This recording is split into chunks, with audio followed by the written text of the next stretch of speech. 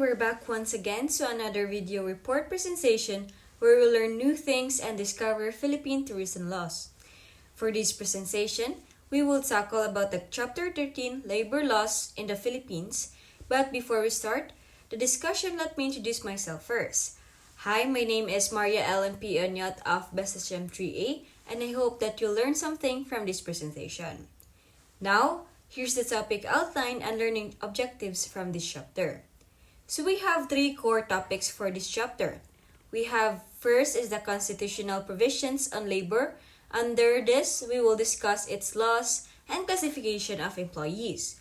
We also have the benefits, privileges, policies affecting employees, and with this, we will talk about the minimum wage, its collective bargaining, labor management council, maternity and paternity leaves, union rights, strikes and lockouts, service charges, employment contracts, death benefits, retirement, uniform policies, and SSS PhilHealth employees compensation, commission, and pag-ibig, and lastly is its termination of employment.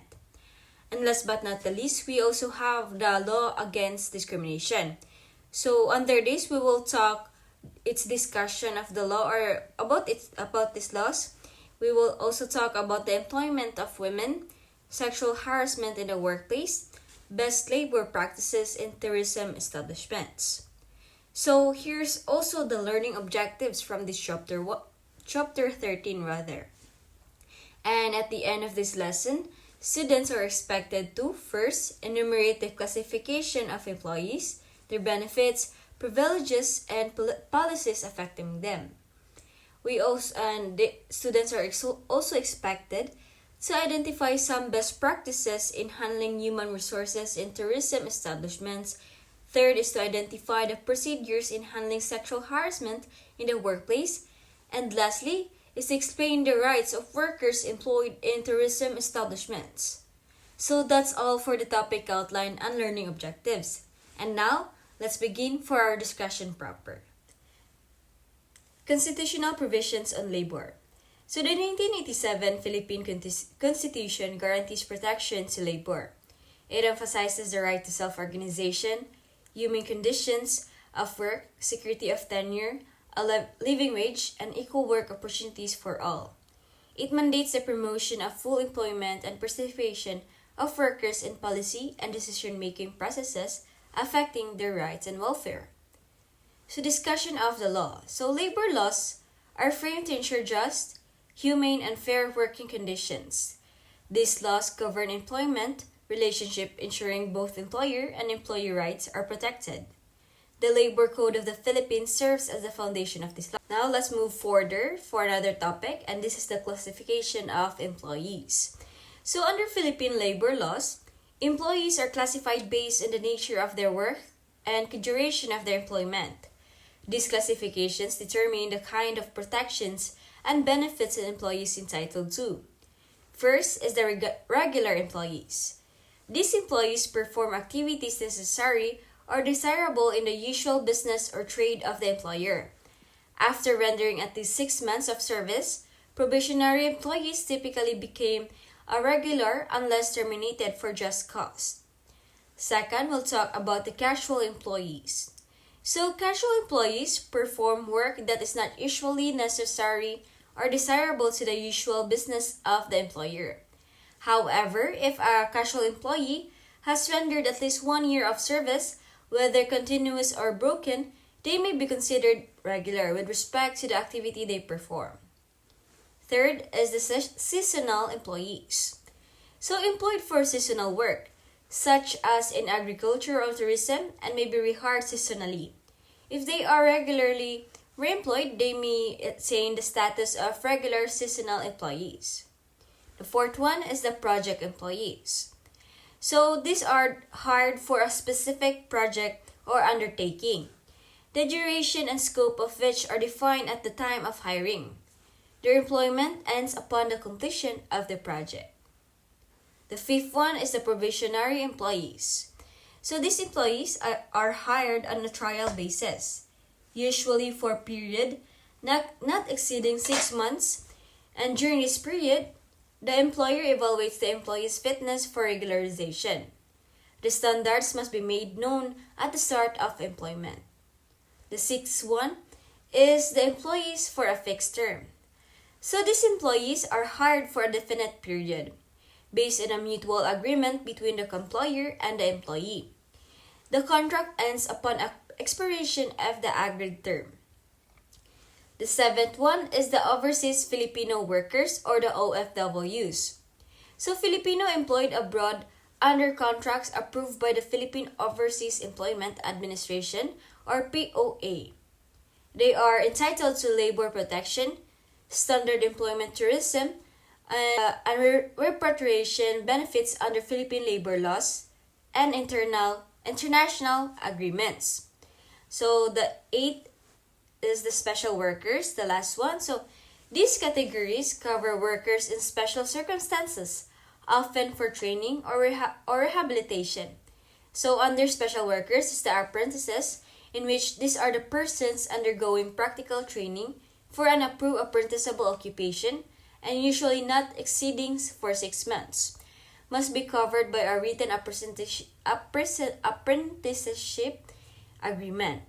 Second one is the learners. These are hired to undergo training for semi-skilled jobs, not apprenticeable where no experienced workers are available. Training must not exceed 3 months and learners may be paid not less than 75% of the minimum wage. Lastly is the handicapped workers. So these are the individuals whose earning capacity is impaired by age, physical, or mental deficiency. They may be hired at wages below the legal minimum under an approved employment contract, but still enjoy the basic rights and protection under the law.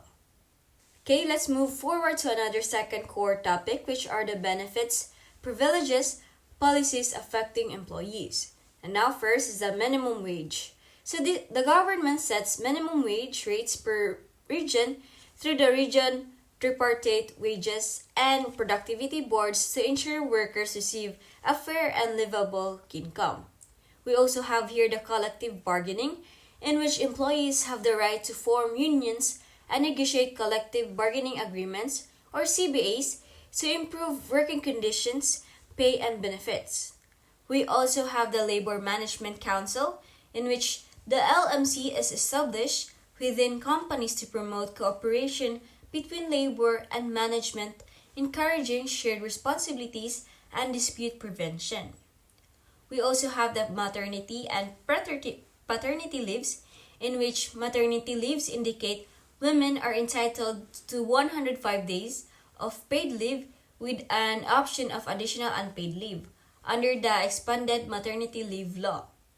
So for paternity leave, fathers receive 7 days of leave for their first 4 deliveries of their legal spouse. We also have the union rights, strikes, and lockouts. So employees have the right to unionize and go on strike under lawful circumstances. Employers, conversely, may implement lockouts also. So the law sets procedures for these to prevent abuses and ensure industrial peace. So we also have the service charges. So in tourism establishments like hotel and restaurants, 85% of collected service charges must be distributed among employees, while 15% goes to the management. We also have the employment contracts, in which contracts formalize employer-employee relationships in detailing roles, salary, benefits, duration, and termination condition. Both fixed terms and regular contracts must adhere to labor standards. We also have the death benefits. In case of deaths, employees or their families are entitled to benefits under social insurance systems like SSS and ECC, covering their funeral and survivorship benefits. So for the retirement, there are laws that provides for compulsory retirement at age 65 or earlier if stipulated, with a minimum benefit equivalent to 1/2 month salary for every year of service. So we also have the uniform policies. So employers may prescribe uniforms but must ensure that these are provided without undue financial burden to employees. We also have the SSS, PhilHealth, ECC, and Pag-ibig. So these are mandatory government social protection programs. So SSS means Social Security, including sickness, maternity and disability, and retirement. For PhilHealth, it covers the health insurance, coverage for employees and dependents. We also have the ECC, benefits for work-related sickness, injury, or death.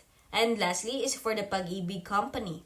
So it covers savings and housing loan program.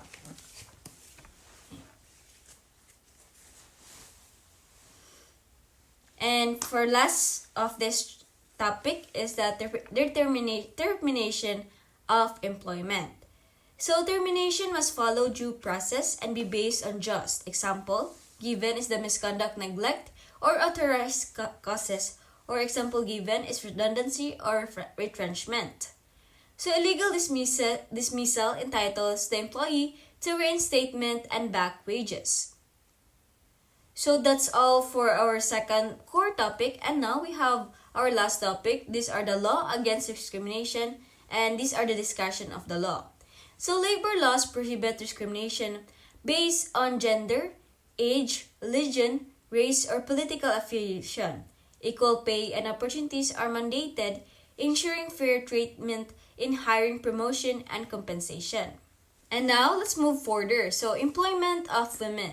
So the law protects female workers from discrimination and exploitation. Women have rights to equal pay, maternity benefits, and freedom from workplace harassment. Night work restrictions have been lifted under specific guidelines. So for sexual harassment in the workplace, there are laws conducted such as Anti-Sexual Harassment Act or the RA 780-77. Penalizes acts committed in a work environment where a person in authority uses influence to obtain sexual favors. Employers are required to implement policies and grievances mechanism. So last but not the least is the best labor practices in tourism establishments.